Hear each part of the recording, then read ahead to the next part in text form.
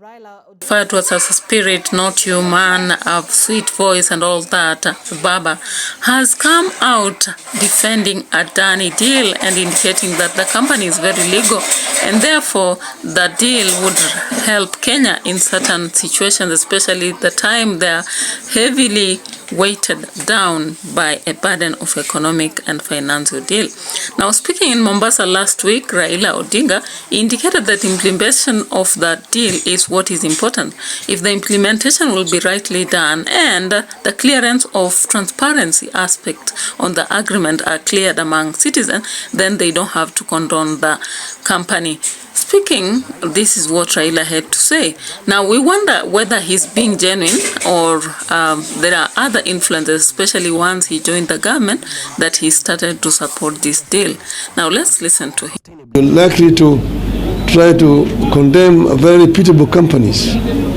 As we see stories like ADANI Gate. ADANI company conglomerate is worth over $200 billion. It cannot be an ADANI Gate. Deal with the issues as they are. If some people have made mistakes, let them own up that they made some mistakes. But do not begin to condemn innocent companies. Odinga says ADANI expressed interest in investing in Kenya back in 2010 after visiting India while he was the Prime Minister under the Grand Coalition government. He is now calling on President William RUTO to protect both the PPP's framework and the investors that show interest in putting money into the country's public services and utilities. The PPP law we have today is a variation of the PPP laws of the Gujarat state that Prime Minister gave us in hard copy.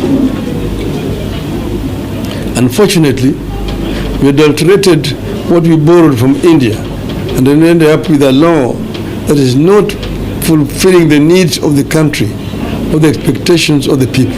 Even as ADANI signs a 96 billion shillings deal to build and operate 5 electricity projects in Kenya for 30 years, Odinga says the massive investor capital owned by the company dwarfs the capacity of 3 East Africa's major economies. Ongoing. As Kenyans, we should be very alert. It's a week after Raila talked about the ADANI deal. Now, RUTO, speaking yesterday in Nakuru, also talked about the ADANI deal. Now, the impeachment is almost going down, and we are barring that. Now, it seems that the two have decided to awaken ADANI deal and praise and worship about it, so that now Kenyans will not have any space to speak against it. Now that they have already defended and indicated that having rejected the taxes that were suggested in the budget, they were not implemented. Therefore, it smothers Kenyans, or rather closes their mouth so that they cannot speak about this. What do you think about this? Is this a strategy that the two have agreed to use so that we begin to dance and clap to the deal, or what is the game here? Attempts to sway Kenyans to back the ADANI deal. President Ruto said that the current Nairobi Expressway was constructed under a similar public-private partnership, and now the China-based firm is collecting its money through toll charges. It is also the same principle that we have used in developing the expressway in Nairobi. Private investors invested in the expressway. We are using that facility through tolling. They are collecting their investment. Look at ADANI, watu wengi wanaona kama ni ghost. We don't even understand it. Now, from the aspect of a case that is foregoing, it has been indicated that ADANI and JKA should not be in any agreements. Yeah, so they should cease to have any contact with ADANI. Yeah. And in case now agreements will happen, what will happen is that we will have Ketraco ADANI deal. This deal allows ADANI to build a 400 kV Gilgil, Thika, Mala, then Konza transmission line. So how many kilometers are this? The kilometers are about 208.73, if you know what kilometers mean. Yeah. And then, what is the other agreement? It is that we'll have another 220 kV, Rongai, Keringet, Chamosit, transmission line, and that will take 99.98 kilometers. Now, according to the president, he's indicating that there is a dead hole in the country. Why?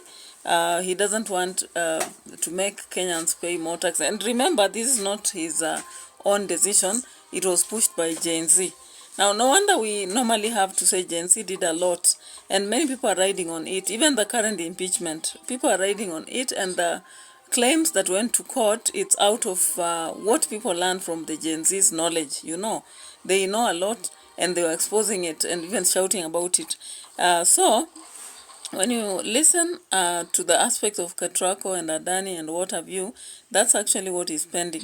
And now President says he doesn't have any other option because he doesn't want to tax, and he's saying that's the best option. What do you think? Now, you have to research on this before you respond. Nyonka shared in Spice FM alongside other interviewees who are there. Yeah. So let's watch that. You set the trap after the rat passed. You set the trap. Make sure you don't set the trap once the rat has left. But in the African context, it leaves you open-ended so that you can use your common sense to decide whether you're going to set up the trap or not. Yes. Said, it's not only JKIA. It's that all the airstrips in the Republic of Kenya are going to be managed by this company. All aerodromes. Absolutely.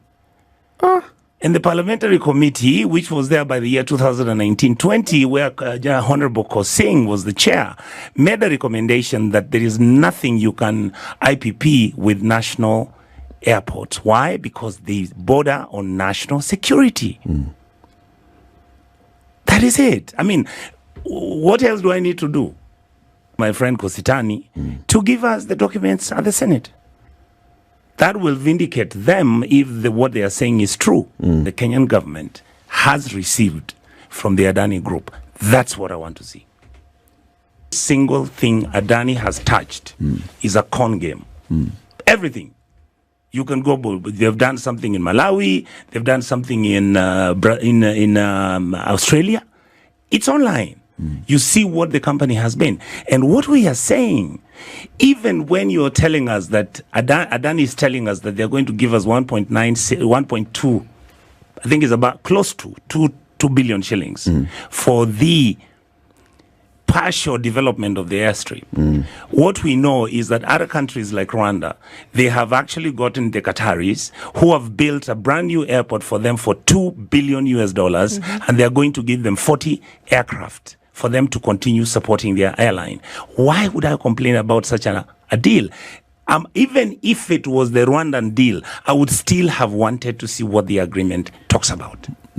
I am not saying this because I think I am better or because I think I am more moral than anybody else. I joined the Senate. I started to see things which gave me a pattern. There is a pattern if you sit with intellectuals very carefully, people who've done finance and development matters and who have done auditing, and they will tell you that our system, and I've said this before, Lateef, this system did not collapse because of William Ruto. This system has been collapsed deliberately and intentionally for a period of close to 30, 40 years from the time we got independence. When we started our republic and when the crucial matters Onyonka is sharing here, he says is not the best. And things are coming on and everything looks like it's okay, but things are not okay. And the system began to fail long ago. Immediately we took over independence. What do you think? And of course, I believe that's right. And there is a sort of selfishness, capitalism that has eaten into us. And you even find somebody working to satiate themselves more and more, stuffing themselves with resources, money, and what have you, and leaving the rest of the citizen. Now, look at what, for example, Wetangula did. If it is true that he got his shares, just like Gachagua got. Yeah, look at what Mudavadi did. If he got his shares and pocketed, now you can actually see what is happening in the system. Now go down to our MCAs, governors, and some of the senators, MPs, and look at them. Look at the women reps. They go there and campaign and get to the positions, but when they get there, they forget about why they went, and they begin to shed themselves in their pocket and their families. They forget about everybody. So the ADANI deal, it's still a pain in our neck. Many people have not understood it. Tunaulizana ni nini hii, italeta nini, kama kuna shida siwachane nayo, but the president is holding on to it, and it seems Raila has begun to, to support. So do we have any healing process, or will we get out of it, or it still holds?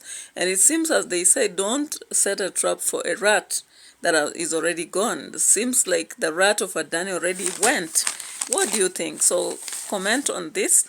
And there is something Onyonka has just shared that we need to create another video on, looking at the system of education compared to what happened at Moi and so many other universities, and what the rot inside.